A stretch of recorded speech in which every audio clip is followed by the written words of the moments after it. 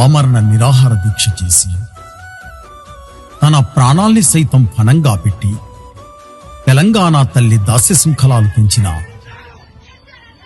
తెలంగాణ భూపాలుడు, పచ్చని పంటకు పంచప్రాణం కేసీఆర్. పంట నీరిచ్చి కంట నీరు తుడిచిన అపర భగీరథుడు కేసీఆర్. తెలంగాణ మట్టిపై ఆరాధన, రైతుపై అవ్యాజ్య ప్రేమ కేసీఆర్ది. పాలన పథకాలతో పల్లెల్ని పరిపుష్టం చేసిన నేత కేసీఆర్. భూమి విలువ, సాగు పరపతి పెంచిన రైతు బిడ్డ కేసీఆర్. రాష్ట్రాన్ని అన్నంగిన్నెగా మలచిన భూమిపుత్రుడు కేసీఆర్. తెలంగాణను చక్కదిద్దడమే భాగ్యం కేసీఆర్. తెలంగాణ సాధించానన్న కీర్తే నాకు 1000 జన్మల పుణ్యఫలం. సాధించుకున్న తెలంగాణను చక్కదిద్దుకునే అవకాశం కలగడమే నా భాగ్యం. తెలంగాణ అభివృద్ధి తప్ప మరో ఆలోచన లేదు. కావలసింది అభివృద్ధి తప్ప మరో ఆలోచన లేదు. కావలసింది నీళ్ల సమస్యకు పరిష్కారం. ఎవరెన్ని ఆటంకాలు కల్పించినా 1,00,00,000 ఎకరాలకు నీరందించి తీరుతాం. బడుగు బలహీన రైతు కూలీల ముఖాలు వెలిగినప్పుడే, వాళ్ళ కళ్లల్లో ఆనందం వెల్లివిరిసినప్పుడే ఈ రాష్ట్రం ఏర్పడినందుకు సార్థకత ఉంటుంది. ఆ దిశగానే మా ప్రస్థానం కొనసాగుతుంది. ఆపాలని అనుకుంటే అది వాళ్ళ భ్రమ అంటారు కేసీఆర్. గంగేచ యమునే చైవ గోదావరి సరస్వతి నర్మదే సింధు కావేరి జలస్మిన్ సన్నిధిం కురు. కేసీఆర్ అంటే జీవన గంగా సరితను భూమికి దింపిన అపరభగీరథుడు. అసాధ్యాన్ని సుసాధ్యం చేసిన చాతుర్యమూర్తి. కేసీఆర్ అంటే అజేయ స్ఫూర్తి, అమేయ కీర్తి. ఆ స్ఫూర్తి చెరగనిది, ఆ కీర్తి తరగనిది. అతడు తెలంగాణ అస్తిత్వ ప్రతీక, స్వాభిమాన పతాక.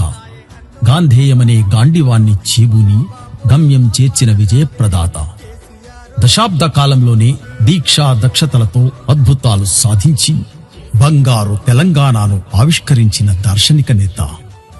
చేతగాని పదవిని చేపట్టి తంటాలు పడుతున్న రాజకీయ మరుగుజ్జులు ఏం పేలితేనేం, అనునిత్యం వైరభక్తితో మాటలు తూలితేనేం, జనం ఇవాళ జ్యోతలు పడుతున్నారు కేసీఆర్ పరిపాలన ప్రతిభకు. That is KCR. రైతు బిడ్డే పాలకుడైతే భూమాత పులకరిస్తుంది. చెరువులు మత్తళ్లు దుంకుతాయి, కట్టపొంటి చెట్లు ఎదుగుతాయి. చెట్టు కొమ్మన పిట్ట వాలుతుంది. పిట్ట వాలిందంటే ఆ చెరువులో నీళ్లున్నట్టు గుర్తు. నీళ్లున్న చెరువులో చేపలుంటాయి, కొంగలుంటాయి. వల విసిరే బెస్తలుంటారు, మురిసిపోయే ముదిరాజులుంటారు. కట్ట కింది తూముపారి నీళ్ళింకే నాగేటి సాళ్లుంటాయి. కట్ట మైసమ్మ కడుపారా నవ్వితే పంట రాసులకు హామీ దొరికినట్టే. రైతు కళ్లల్లో ఆనందముంటోంది. ఊరి మోతుబరి మోతిమీసం మిడిసిపడుతుంది. గౌన్లోళ్ళు కాటమయ్య పండుగ చేస్తారు. బైండ్లోళ్ళ కథలుంటాయి, చిందోళ్ళ పాటలుంటాయి. పీర్లు దూలాడతాయి, సబ్బండ వర్ణాలు సంబురంతో దుగ్గులాడతాయి.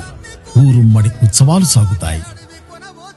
ప్రజా సుఖే సుఖం రాజా, ప్రజానాంచ హితే హితం అని మహాభారతంలో రాజధర్మం గురించి చక్కగా చెప్పారు.